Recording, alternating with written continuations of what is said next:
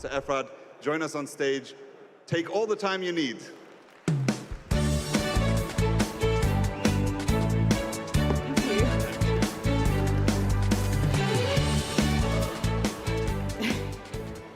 Thank you for being here. Okay. We live in very special times. Times in which we walk in two parallel paths, two parallel realities. In one reality, the fiat reality, we are locked into a system that steals from us via inflation and taxation. This reality is making us weaker, dependent and surveilled with control mechanisms that are reaching new peaks of sophistication.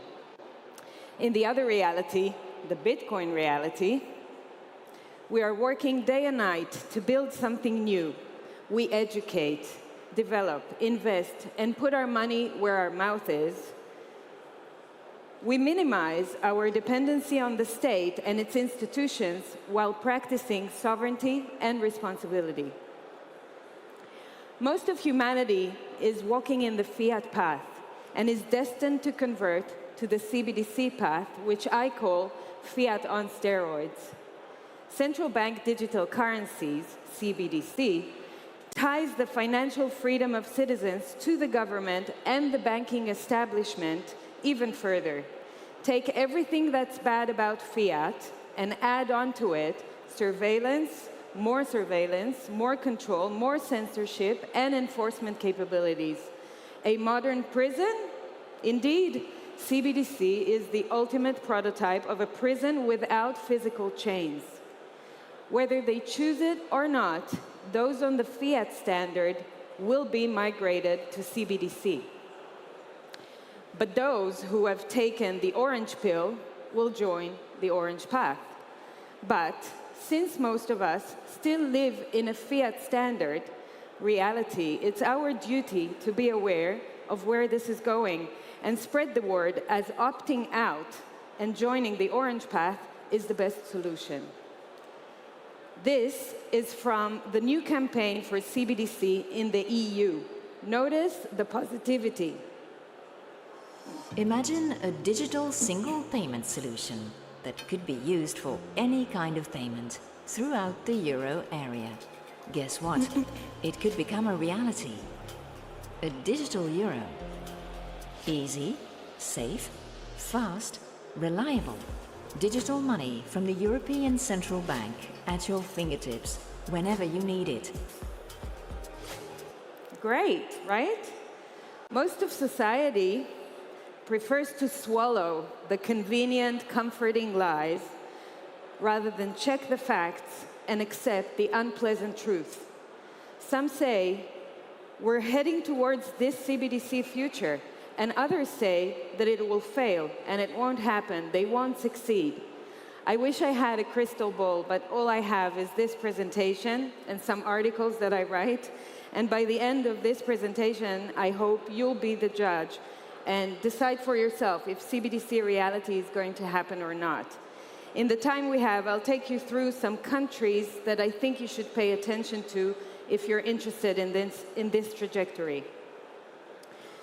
So the CBDC system is able to determine expiration dates on the money, the use of a geographical radius, also known as geofencing, program the money to be used on certain things and to forbid others, and totally switch on and off your digital wallet. Yeah, some people might see it as a darker world where the government decides that units of central bank money can be used to purchase some things, but not other things that it deems less desirable, like, say, ammunition or drugs or pornography or something of the sort. And that is very powerful in terms of the use of a CBDC. Right. They're telling us that, right? So if we look at a few examples of how they can program our money, for example, if you use too much fuel this month and you went over your allowed quota, you may have polluted the environment too much and your limit will be closed. Have you consumed too much meat this month?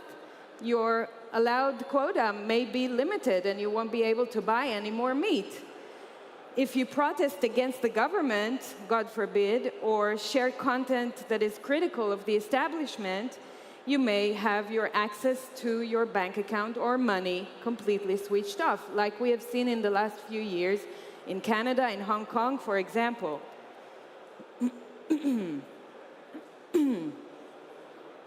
By connecting CBDCs with digital identity and the government systems such as universal basic income, social credits, carbon credits, and more, we get the ultimate control apparatus. This apparatus will dictate to citizens what they're allowed to purchase, what the permitted quotas are, while limiting consumption according to rules and use cases at program times, places, and cadences. According to the CBDC tracker of the HRF, the Human Rights Foundation, 11 countries have already launched their CBDC. More than 130 countries are in pilot stages, and out of which 36 countries are in very advanced piloting stages. It's just a matter of time until the whole world joins in a lockstep into that reality. So we see a few global trends that expedite the rollout of CBDCs. Number one is strengthening of the BRICS bloc, de-dollarization. You probably heard of that trend. Number two, closing banks and closing bank accounts of dissidents for many reasons.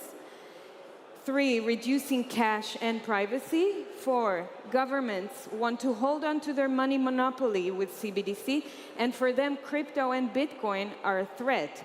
So for example, China and Nigeria banned cryptocurrencies just as their CBDCs were launched. And India announced CBDC plan and banned crypto at the same time. Let's take a look at Thailand. In 2023, Thailand launched a pilot where people received free money, basically were bribed with $280, which is about 10,000 baht, a lot of money for the average Thai, with an expiry date of 6 months on the money and a geofence of 4 kilometers radius where they can spend the money. Based on this recent success, and yes, they call it a success, Thailand will launch at the end of 2024 a digital token payout to 50 million lower income earners. 50 million people will participate, aimed at encouraging them to spend in their local communities. It's a 500 billion baht, which is 13.7 billion US dollar plan of creating money out of nothing. The sad and funny thing is that they wanted to take the 500 billion baht as debt, and they got criticized. So what did they do? They announced it will be taken from the fiscal policy instead, meaning fresh printing of money, meaning more inflation, meaning they steal from you anyway, right? And now everyone's happy, so they managed to pass that through the law. Using CBDC like this for stimulus achieved by airdropping or bribing, if we call it by its real name, will be used as an excuse to continue printing money, just like Thailand shows us now. Continue printing fiat money, basically. Enbridge project, a BIS-led CBDC project for cross-border payments, is in the works for a while now, and last month, Thailand and China announced a partnership and did some PR around promoting this topic of cross-border payments. In Enbridge, a lot of different countries from the BRICS bloc are participating. China spent a couple of years rolling out a relatively failed CBDC project without widespread adoption, while injecting 30 million yuan as free money, again, bribing, to encourage user adoption. I call it airdrop, right? Like in shitcoinery. Alipay and WeChat are the biggest competition and the reason that it didn't take off. So take a look at the top of the graph, how much of a market share Alipay and WeChat have, and that's the reason why the CBDC could not compete with them. People didn't want to leave Alipay and WeChat. However, recently, WeChat and Alipay have announced, by the way, they have traffic of about $4 trillion a year. They announced that they're integrating the digital yuan into their apps, which can be the beginning of a wide adoption and scale. So if you can't beat them, join them. That's exactly the strategy here. At the same time, an interesting point is that the Chinese people who are receiving their salary in digital yuan are immediately converting it to fiat yuan, to real yuan, to cash normally. They don't want to hold on to the CBDC. So I'm not so sure that China is actually failing with its CBDC. We've seen recently that Hong Kong starts accepting the digital yuan, as you can see in the article of Bloomberg on the left. This is from a couple of weeks ago. And more players are joining the MBridge CBDC project, which I showed you before. Israel, where I come from, Israel is very advanced in its activities to develop and be ready to launch its CBDC, also called the digital shekel. Several pilots already deemed successful. These are all pilot projects successfully completed in Israel. By analyzing the Bank of Israel's documents, I gained many insights into how they work and what they're going to do when they launch the CBDC. So they intend to roll out CBDC first to government payments, taxations, fines, allowances, then public sector employees' salaries, then business payments, whether it's physical or e-commerce, and so on. Basically, they want minimum friction for end users. Hence, they suggest seamless back-end replacement. Rather than putting it in the front end, they're going to replace the back end, keeping all existing payment methods in place. Your credit card, your wearables, your payment apps. A bit similar to the China with Alipay and WeChat that we've seen, right? They're integrating themselves into what's already existing. An interesting use case example from one of Israel's latest hackathons reveals the disabling and freezing of wallets. How convenient to use a parental control use case for freezing wallets, while in reality it can be used for any wallet, anytime the state or the government or the bank decides to do so, right? And this was like 2 weeks ago they announced this. The architecture design, this is very interesting because I believe most countries will follow this architecture. So the architecture design reveals how the Bank of Israel will implement CBDCs in a two-tier system. Central banks will act as the CBDC issuer, lending CBDC to financial institutions in the same way fiat is created and lent today. And payment service providers will be the ones to implement, manage, and transact with the end users, and then settle with the central banks, okay? Because the central banks don't have the capacity to do it themselves. They're not B2C organizations. The European Union, going back to them, launched a marketing campaign to promote the digital euro 6 months ago to start educating the European public about a reality where they will be obliged to use supervised CBDCs. Christine Lagarde, the head of the ECB, kicked off the propaganda to instill in the public the obvious narratives. It's easy, it's safe, it's fast, it's free, it's reliable. In terms of timeline, the development and rollout phase will start at the end of 2025. The digital euro is on the move. Yesterday, the Governing Council of the ECB approved the opening of the preparation phase. It will be a journey, and we will walk the journey together with the legislator. All European institutions will be involved to make sure that Europe is equipped with the currency of the future. Great. Lagarde emphasizes another point. The digital euro will not be anonymous. It will have some privacy, but not anonymity. This point is critical. The state or government or banks, they rely on identification. It is the key for surveillance and control. KYC is critical to exercise law enforcement or regulations through technological restrictions. So how can you have privacy with zero options for anonymity? I'm not sure. Have you wondered what the BRICS nations are doing about CBDCs? Well, obviously, don't worry. They're also working on their own implementations, country by country, but also working on the mBridge project, which I mentioned before, together so that they can do cross borders between each other. They're also working on what's called BRICS Pay. BRICS Pay is a CBDC platform to unify trade and payments between BRICS nations. Okay, moving on to Nigeria.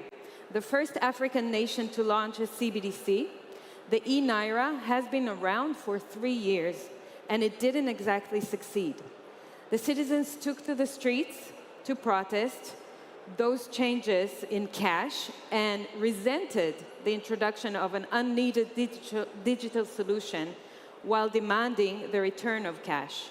After a few weeks of protests, cash was returned alongside the e-Naira, which was not cancelled and became part of reality. The bright side of this, many Nigerians chose the orange Bitcoin path during this time. A new IMF report notes that the e-Naira has to date accounted for only about $20 million worth of transactions, which is very low. Only 13 million e-Naira wallets have been created out of a total population of 226 million. And most of these wallets are inactive. A new stablecoin is also being developed in Nigeria, which is another important trend to watch. The CNGN is a stablecoin to be backed by the biggest banks and used mostly for cross-border payments. Some claim that it has more potential to succeed than the e-Naira, and I think we're going to see more stablecoins alongside CBDCs in many different countries. So that's another trend to be aware of and pay attention to. Australia is going cashless pretty heavily and pretty quickly, and now with the digital identity bill that have just passed, the pieces of the puzzle are coming together. These are all prerequisites for CBDC, so keep an eye out on Australia. Oh, next up on our suspect list is not a state, but rather a crypto company, or should I say, the biggest shitcoin company. Ripple is in talks with about 20 governments and central banks to develop their CBDCs using their platform dedicated to issue CBDCs and stablecoins. They already partnered with 6 governments and central banks for CBDC pilot projects. Ripple's claim for fame is the combination of speed, efficiency, a sustainable and green blockchain, new network that uses little energy compared to Bitcoin. I often get asked the question, what's the most exciting thing about CBDCs and stablecoins? In one word, innovation. My name is James Wallace, and I head up CBDC at Ripple. You might already know that over 90% of central banks around the world are now exploring CBDCs. There are many drivers for CBDC, including the decline of cash, improving payments efficiency, lowering costs, and the desire to innovate the ways in which money is used. Ripple's CBDC platform is your one-stop shop for the creation of digital currency, designed for minting, managing, transacting, and redeeming CBDCs and stablecoins. Sorry if I made you nauseous so far, but this is reality. Okay, but I'm an optimist, so let's take a look at some of the good news. And there are some good news. It's not all doom and gloom. Germany's central bank latest document shows that at least they're aware of the public outrage that can come about. They admit excessive surveillance. They actually, oh, I didn't click. Oh, sorry. They admit excessive surveillance. This is from their latest document. And that their decisions are extremely sensitive and can hurt the trust of citizens. So they're aware. This guy from the Israeli Central Bank is so threatened that he has to revert to FUD and shaming of Bitcoin. The digital shekel will not be developed by some unknown Satoshi Nakamoto. The central bank we all know and trust will be behind your CBDC, right? So don't you worry. Not that I believe politicians, but in the US, Florida governor, South Dakota governor, US presidency candidate RFK Jr., and also Trump all show objections to CBDC. Trump even said last week that Bitcoin mining may be our last line of defense against a CBDC. And even if he doesn't deliver, the fact that he said it, people start to wake up. Last month, the House passed a bill that will ban CBDC in the US on the federal level, if finally approved. Let's see the Republican Senator Tom Emmer. That's why I reintroduced a bill yesterday called the Central Bank Digital Currency Anti-Surveillance State Act, which puts a check on unelected bureaucrats and ensures that the United States digital currency policy upholds our values of privacy, individual sovereignty, and free market competitiveness. Right. The UK saw a strong public backlash to Prime Minister Sunak last year, with 50,000 responses sent to the Bank of England following a public hearing on the digital pound, aka the UK's national CBDC. So if we have any Brits in the audience, well done for that. Yeah, good. El Salvador is clearly showing another possible way to develop a country's financial future which is not based on CBDC. Remember that. As Ayn Rand said, we can ignore reality, but we cannot ignore the consequences of ignoring reality. We have become way too accustomed to the government taking away our freedoms and returning it to us on its own terms. If we just let the frogs sit there, they'll boil to death. And we'll have a new CBDC dark path ahead of us. We have the possibility of showing people this dark CBDC path and offer them the orange path instead. So these are a couple of slides that I have prepared. Yeah, that's the time to take out your phones and take photos. You can use that with people that want to see what the difference is between CBDC and Bitcoin. Okay, I think it's our responsibility to show them. I'm going to put that on my Twitter after the conference as well, and I put together 12 points that compare Bitcoin and CBDC. So just like we're being censored and our freedom of speech is violated these days, with CBDCs we'll be financially censored and our freedom to transact will be violated. Look at that. A euro will always be a euro. No, that's a lie. We know that's not true. However, one Bitcoin will always be one Bitcoin.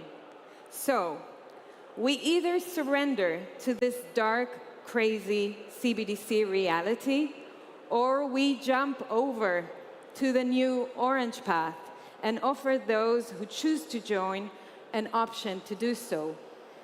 Be kind. Help them on board to a brighter reality. Thank you. Oh, and here you can find me with the barcode and everything.